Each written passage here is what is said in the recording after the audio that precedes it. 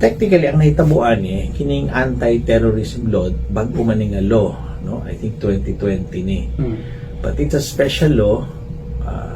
Dili man ko abogado, but siguro ma-discuss ting vice competent po ni gawas mo nga na ay council kaman ani unya. It's composed of 5 members unya. Once they designate you as a terrorist, then they can immediately make implement measures against you or an organization. Ang pinaka una aning measure dahil is to freeze your assets or your accounts, no? And that's exactly what happened to me. Bale, pananglitan, paginabuhin na to, negosyante ng ta, no? Na ako'y baboy, na ako'y manok, na ako'y farms, kung sa pa.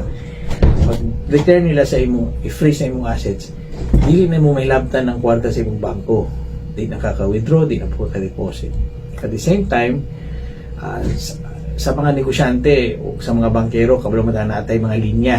Kanang linya, pananglitan. Na kay balay, imong i-surrender sa imong balay dito sa bangko, nya may na bangko, sige, kini worth ani 10 million. So kanang 10 million mo na imong gamitong linya, pananglitan.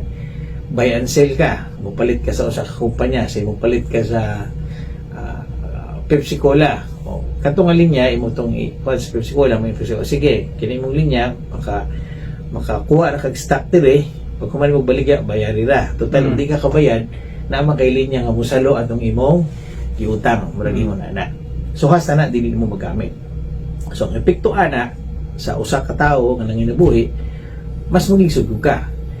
Yo, what's up mga tropa peeps? So welcome back dito sa aking pong vlog. At napanood niyo naman po yung ating introduction video patungkol po sa ating topic na tingin ko ay kinabwisita nitong si Mayora Janice Degamo. Ang video na ito ni nitong si Henry Tebes. At ang sabi nga po ni Mayor Janice Degamo ay, what are the explosives doing in your vicinity? They simply reach the underground and grow out of nowhere. And you want us to believe that it is without you knowing it? Kabuisit bas mga lifestyle ninyo. You, Henry Tebes, is president of the sugar mill, and the operation management of the mill are handled by the entire Tebes family. Based on existing records of the Sugar Central as provided by other shareholders, what about other relevant evidence that was excavated in your property? IDs of gunmen, pictures of our family, IEDs, etc. Unya wala gyud kakabalo? Unya mo to gyud nga wala kakahibalo? Unya wag yun mo in any way nakigistorya sa mga terorista. 10 died. How many abuses should the small, the weak, the least should suffer from your kind if you get away again of the gruesome act of your kind did to us? There's no better word to describe you mga terorista mo. Inyong gawi ug pamaagi, grabe pas terorista kay naanad mo nga maka-ipsot pirme sa sala tungod sa gahom pangpahulga pagpangpahadlok ug sa kwarta. Yan ang sinabi ni Mayora. The death of Roel is only Pandora's box that led to the discovery of land grabbing, intimidation, threats to get other people's business, and more killings even before the governor's death. Ayaw pagpakasanto, Henry. Digyud ninyo matago inyong mga ngil-ag nga mga pamaagi. Kahibalo ang Ginoo nga duna moy tulabagon. Kanimo Wilson Ojales pagampo nga dili mo mahitabuan sa mga susamang butang. Kay walay kabutangan ang kasakit nga mahiaguman sa imong pamilya ug mahitabo nimo ang nahitabo sa daghan kaayong gilupigan nila sa ilang kalungkod. Lakip na ang kamatay sa mga butang nga pwede rang awayon sama sa politika. Pagkompetensya sa negosyo, pag-angkon ug property nga dili kinahanglang agawan ang uban, minus debt, destruction and abuses. Nako. Yan po yung message nitong si Mayora Janice Degamo para po sa post na ito ni Wilson Ojales na ang title nga po ay "Issue the message after his name was included designated by the ATC as terrorist." Itong pong si Governor formerly designated terrorist by the ATC na si Henry Tebes. Ayan. So, alam niyo po sa totoo lang parang etong ganitong mga gawi ay parang normal lang sa mga sa mga kila Arnie Tebes saka kay Henry Tebes, yung magmaang-maangan, yung parang walang kasalanan, yung parang inosente, yung parang drama nila, yung parang sila pa yung biktima, parang sila pa yung naagrabyado, sila pa yung namatayan. Pero sa maliwanag naman dito po sa SOCMED, di ba, na hindi po totoong sila ang biktima. Walang makakapagpatunay na sila po ang mga biktima at wala pong insidente na meron pong nangyaring may namatay sa kanilang pamilya o dito sa dalawang ito na may nangyari pong masama.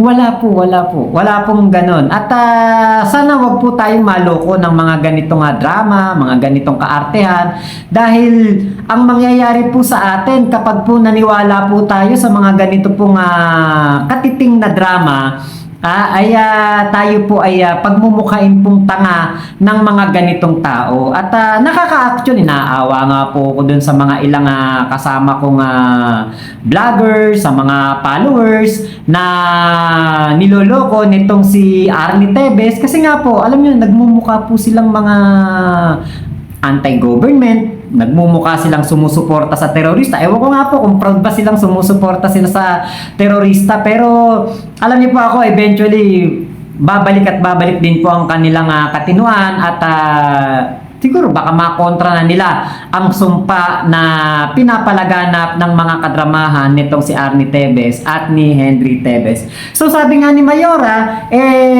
paano may papaliwanag yung mga pampasabog na nahukay doon po sa Tulong?